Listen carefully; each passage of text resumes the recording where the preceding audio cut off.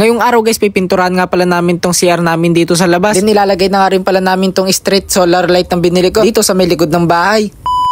Ito nga pala yung CR namin dito sa labas. Ito naman ang update dito nga pala sa may likod namin guys. Ito nga nadamuhan na siya. Tapos na rin yung bakod nito guys. Sa mga nagko-comment dyan guys, dito nga daw sa bahay maglagay nga daw kami ng CCTV. Yes po guys, meron pong CCTV dito sa bahay namin. Noon pa lang may mga malalaking CCTV na makikita mo agad. Meron namang mga hidden CCTV na hindi mo alam. At yung CCTV namin dito may mga alarm na. Kaya kahit wala ako dito sa bahay na mamonitor ko. Itong kapatid ko nga palang si Brian, hinugasan niya na nga pala yung pang pintura namin. Then ito nga pala yung CR namin dito sa labas guys. Ito nga pala itsura niya ngayon. Bali, tiles nga sana to guys, kaso naudlot. Kaya saka na lang guys. Kaya ito nga pala ang gagawin namin, pipinturahan nga pala namin tong loob. Bali, lalagyan ko na nga pala muna ng tape guys, kasi nga pala paghahatiin ko nga pala yung kulay. Bali, yung baba nga pala guys, gagawin ko nga pala ang ash gray. Tapos yung kanyang taas naman ay yellow. I-share ko lang kaya may yellow kasi favorite color ko kasi yung yellow. Ang saya kasi pag may nakikita akong kulay dilaw, para bang happy color ko siya. Naks naman oh. Grabe nes. Bali, ang gagamitin nga pala namin pintura guys, ito nga lang pala yung mga sobrang mga pintura na ginamit dito sa bahay. Kaya ito lang din yung ginagawa namin ngayong araw guys, dahil nga pala wala kaming tinda ngayon. Pinatapos na muna namin yung bagyo at nagantay lang din kami na umaraw. Buti na lang ngayong araw guys, umaraw. Kaya bukas magtitinda kami. Bukas nga pala ay November 3, magtitinda na ulit kami ng halo-halo. Naks naman. At ito nga palang kapatid kong si Brian, bumili nga pala siya ng brush dahil siya nga pala magpipintura nga pala sa mga baba, yung mga sa may gilid-gilid. Pagkatapos ko magpintura sa may loob, ito nga naman palang nasa labas. Bali sa may loob, first coating pa lang yung ginawa ko. Bali may mga second coating pa yun. Kaya habang pinipinturahan ko tong labas, matutuyo na yung nasa loob. Pag natapos kong pinturahan tong nasa may labas, si Brian nga testing niya nga daw pinturahan dito sa may labas. Pagpapraktisan niya nga daw. Kaso baka masyadong tumagal, marami pa akong gagawin ngayong araw. Sa mga gusto nga palang malaman guys, kung may tinda nga pala kami ngayong araw. Sa mga gustong malaman kung may tinda kami o wala, punta lang pala kayo dito sa may Facebook page ko. Dito sa may benta ni YM, dito ko nga pala pinupost kung ano yung mga tinda namin na itong araw. Pinupost ko rin dun kung anong oras kami nag-o-open. Palambing po, papollow and like na rin po. Maraming salamat po. Then ito na nga pala guys, dito na nga pala ako sa may loob. Ito na nga pala yung second coating. Pagkatapos namin sa may ash gray, ito naman palang yellow guys yung pipintura ko. Bali ditong taas nga pala ang pipinturahan ko ng kulay dilaw guys. Bali dito sa may labas maglalagay na nga rin pala ako ng yellow. Bali konti lang dito lang sa may harapan. Pagkatapos naman guys, ito na nga pala ang aayusin ko. Ito nga palang solar light na binili ko, na straight light nung nakaraan na binili kong malalaking dalawa. Bali yung isa nilagay ko nga pala dito sa may harapan ng bahay. Grabe, napakalakas. At yung isa naman guys, dito nga pala sa may likod. Napakadilim kasi rito tuwing gabi. Itong solar na to, bago ko nga pala ikabit sa paglalagyan niya, higpitan ko na muna tong tornilyo niya para talaga nakasure, kasi itataas ko na to, ang taas nun. Then ito nga guys, sinukat ko na nga pala muna, tapos nilagyan ko na nga pala ng guwit na bubutasan ko. Bali ang balak ko nga dito sa may pagkakabit nga, ito tornilyo ko nga sana. Kaso walang mabukas na bilian ngayon. Kaya ang ginawa ko, inalambre ko na nga pala muna, tapos dinoble-doble ko lang yan. Bali matibay naman yung pagkakagawa ko. Bali nagpatulong na nga rin pala ako dito sa may kapatid kong si Benedict nga guys. Dahil masyadong mataas to, medyo mabigat din. At nilagyan ko na nga rin pala ng brace dito na 10mm. Bali itong solar, mas pinaharap ko dito sa may likod. Dito sa may likod ng bahay, tapos mas pinataasan ko para yung ilaw niya ay kalat na kalat. Bali sa mga gustong bumili nito guys, nasa may TikTok shop ko lang. Pwede rin po kayong bumili doon. Try kong ilagay yung link dyan sa may comment section. At ito na nga pala guys yung resulta. Bali ito na nga pala muna yung nasa may harapan ng bahay guys. At ito naman yung nasa may likod. Naks naman o, diba? Napakalakas. Kalat na kalat yung ilaw. Napakaliwanag pa. Paano pa kaya pagkadalawa na to sa likod? Bali hanggang dito na muna itong video natin na to guys. Maraming salamat sa inyong pagsama. Naks naman diba? Grabe nes!